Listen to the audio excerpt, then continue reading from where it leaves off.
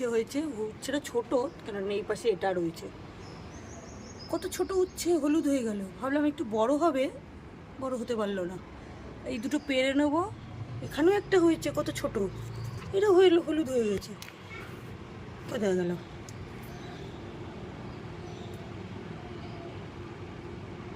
এই যে কত ছোট, হলুদ হয়ে গেল।